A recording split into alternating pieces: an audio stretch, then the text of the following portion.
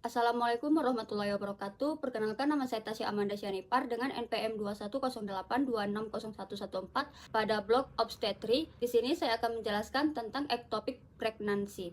Yang pertama, definisi dan lokasinya. Ectopic pregnancy itu merupakan kehamilan yang terjadi di luar rahim, yang biasanya itu di tuba Fallopi. Kemudian lokasi kehamilan ektopik itu lebih sering pada tuba Fallopi. Kemudian ovarium, cervix, abdomen, dan pars interstitialis atau bagian tuba yang masuk ke dinding rahim.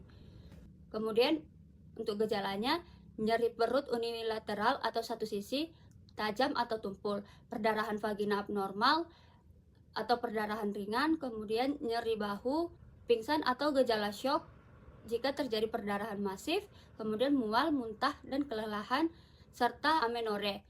Kemudian untuk faktor resikonya yaitu riwayat kehamilan ektopik sebelumnya, kemudian adanya infeksi saluran reproduksi atau PID, kemudian endometriosis, kemudian operasi tuba Fallopi sebelumnya, kemudian menggunakan alat kontrasepsi intrauterin atau IUD, kemudian merokok, gangguan anatomi tuba, misalnya tuba tersumbat atau rusak, kemudian IVP dan prosedur reproduksi berbantu lainnya.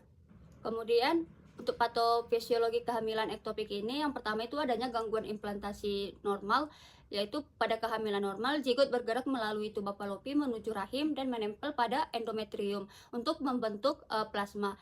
Sedangkan pada kehamilan ektopik plasenta, implantasi terjadi di luar rahim, misalnya di tuba Fallopi, serviks atau lokasi lain yang tidak sesuai untuk perkembangan plasenta.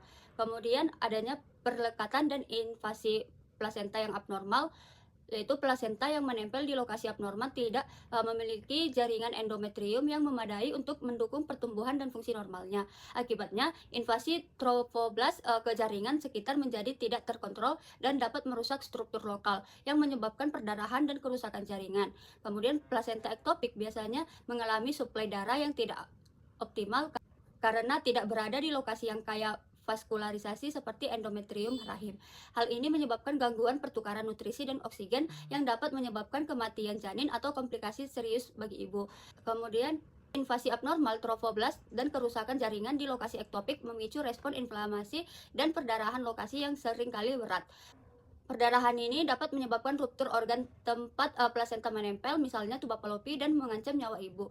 Kemudian karena lokasi implantasi yang abnormal dan invasi plasenta yang agresif, kehamilan ektopik plasenta dapat menyebabkan komplikasi seperti ruptur tuba, perdarahan masif, dan gangguan fungsi organ di sekitar lokasi implantasi. Kemudian untuk cara menegakkan diagnosisnya, yang pertama kita anamnesis dulu dari identitas pribadi pasien, kemudian keluhan utama yaitu perdarahan, nyeri, kemudian riwayat menstruasi, riwayat kehamilan. Kemudian untuk pemeriksaan fisiknya, yaitu pertama kita lakukan vital sign dulu, lalu pemeriksaan abdomen dan pelvis. Kemudian untuk pemeriksaan penunjangnya, kita sarankan USG transvaginal, USG abdominal, dan tes laboratorium, yaitu serum beta HCG, yang dimana tingkat HCG lebih rendah dari kehamilan intrauterin normal. Kemudian hemoglobin dan hematokrit untuk mendeteksi perdarahan.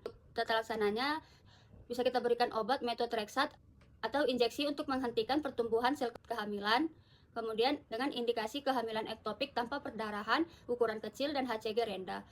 Kemudian untuk bedahnya itu bisa salpingektomi atau pengangkatan tuba Fallopi yang terkena, kemudian salpingostomi atau pengangkatan kehamilan tanpa mengangkat tuba yang dilakukan pada kasus perdarahan, ruptur tuba, atau kegagalan terapi medis. Kemudian pada kasus sangat awal dan stabil dengan pemantauan ketat HCG dan gejala. Kemudian ada komplikasi, yaitu perdarahan intraabdomen berat atau ruptur tuba, kemudian shock hipovolemik, kerusakan tuba Fallopi, dan risiko infertilitas, kemudian kematian maternal atau jarang jika tidak ditangani cepat, kemudian kehamilan ektopik berulang. Kemudian pencegahan dan edukasi, yaitu pencegahan infeksi saluran reproduksi, konsultasi dan kontrol kehamilan dini, pengelolaan faktor risiko, misalnya berhenti merokok, kemudian edukasi tanpa bahaya kehamilan ektopik. Berikut referensi yang saya gunakan, kurang dan lebihnya saya mohon maaf.